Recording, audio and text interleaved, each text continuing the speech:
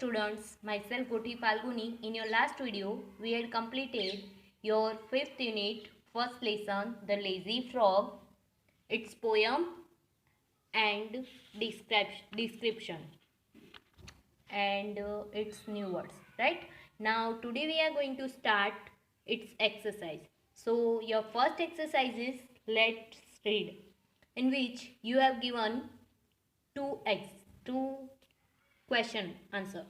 So let's see.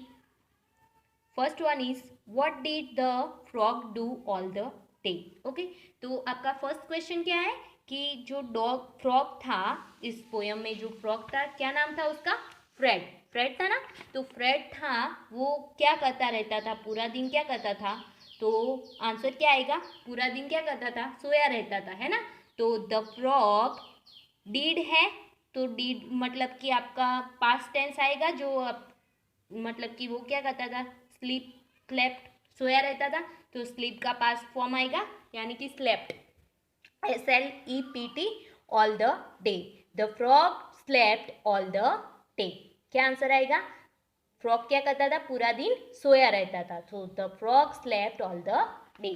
Now your second question is beside lazy what other word can you think of to describe the frog. Okay, तो lazy के अलावा ऐसी कौन सी word है जो आप उस फ्रॉग को डिस्क्राइब करने के लिए यूज करोगे?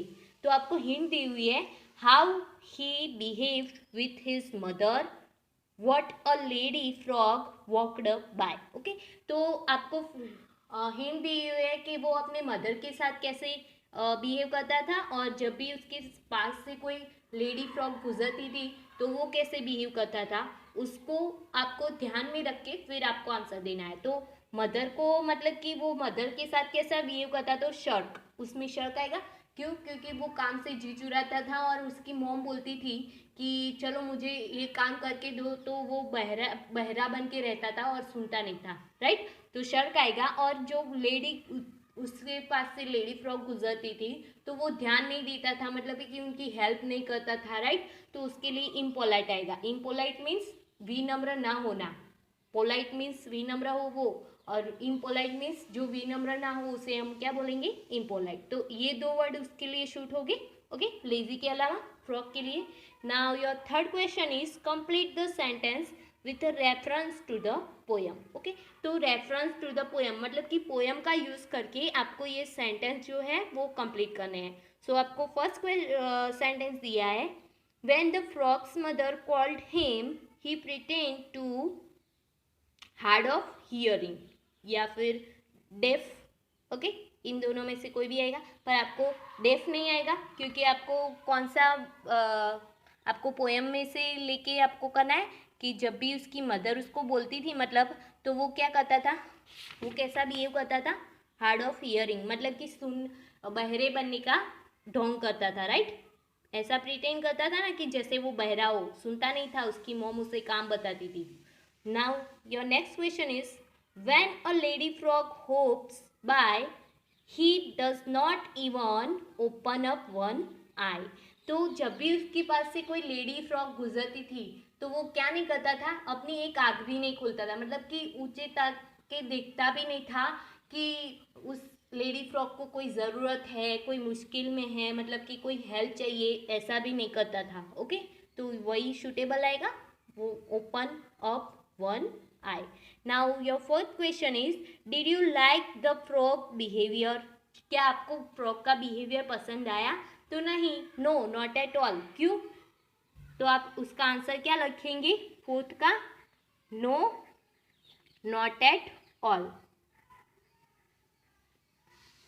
क्यों? क्योंकि आपको पता है कि ऐसे लिखना है, नो के बाद आपको सेमीकोलन करना है, फिर नॉट एट ऑल, इसमें एंड जो है वो स्मॉल आएगा. Okay, no, not at all, fourth का क्वेश्चन आंसर हो गया. क्यों? क्योंकि जो फ्रॉग था उसका बिहेवियर कैसा था? बहुत ही गंदा था, है ना. क्योंकि वो क्या था? शर्क था, लेजी था, इम्पोलाइट था, और ये सारी गंदी बिहेवियर है, राइट, जो एक बैड पर्सन में होते हैं, राइट. तो वो हमें पसंद आएगा, बैड पर्सन का बिहेवियर हमें पसंद नहीं आता, राइट. तो क्या आएगा? No, not at all. Now your next on your next page, page number 81, your next exercise is let's write. Refer to the poem and understand. Okay, so the frog loved to laze and lie around all day. He did not like to do any work at all. तो इसमें क्या करना है? Now make true sentence about yourself. Write about the people you like, a game you play, a hobby, habit you have. You may use the following clues. Okay, तो ये आप मतलब कि ये जो पोयम दी हुई है उसके ऊपर से आपको ये जो क्लूज दिए हुए है उसके ऊपर से आपको ये ख़त्म करनी है, ब्लैंक्स ख़त्म करनी है. ओके, तो फर्स्ट है I love to play ludo game, या फिर आपको जो भी पसंद हो. I love to eat pizza, I love to dance, I love to dance Bharatanatyam. Okay, जो भी पसंद हो वो यहाँ पे लिखना है. तो I love to play ludo game यहाँ पे लिखा है.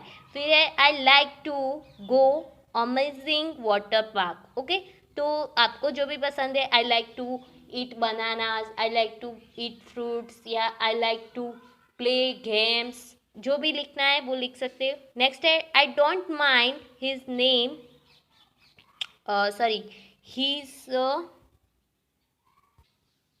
तो I don't mind his behaviour, तो मुझे उस मतलब कि मैं माइंड नहीं करूँगी उससे बिहेवियर से. ओके, फिर I don't like to eat but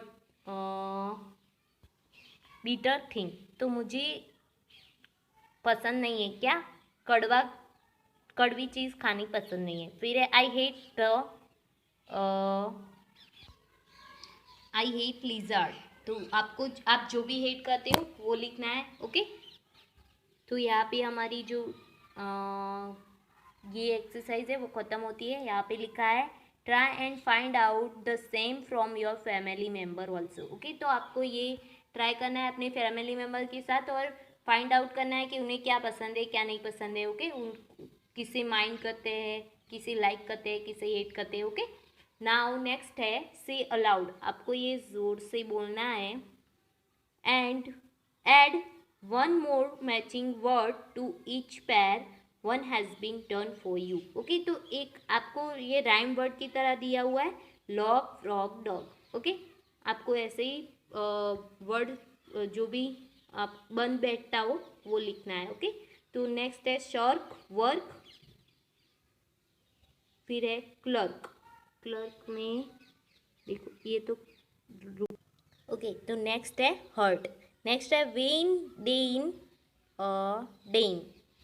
okay, next है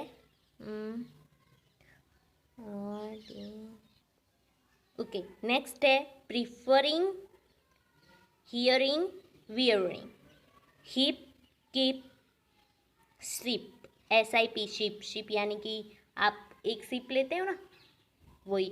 नेक्स्ट है पास्ट लास्ट फास्ट, जैसे कि आप वाटर का सिप लेते हो उसे शिप बोलते हैं. Okay, SIP ship fast. Next है वे से पे, PAY पे. ओके, तो what kind of words are they. Okay, तो ये सारे वर्ड्स है वो किस टाइप के हैं, तो these all are rhyming words, right. सारे राइमिंग वर्ड्स है ना, सो आंसर क्या आएगा, राइमिंग वर्ड्स. सो यहाँ पे जो आपकी 4th यूनिट है उसका फर्स्ट लेसन जो है आपका द लेजी फ्रॉग वो कंप्लीट होता है. पूरी एक्सरसाइज के बाद आपके नेक्स्ट वीडियो में हम आपका नेक्स्ट जो लेसन है रिप एंड विंकल, सेकेंड लेसन जो स्टोरी है वो पढ़ेंगे. ओके, सो हाँ, और आपको एक्सरसाइज में क्या क्या लिखना है, तो इसमें एक्सरसाइज में तो कुछ हाँ बस ये सी अलाउड लिखना है, जो राइम वर्ड्स है वो, और क्वेश्चन आंसर लिखने हैं. और ये तो आई होप कि आपने लिख दिया होगा, new words and its poem, right. So बस यही लिखना है जो मैंने बोला, ये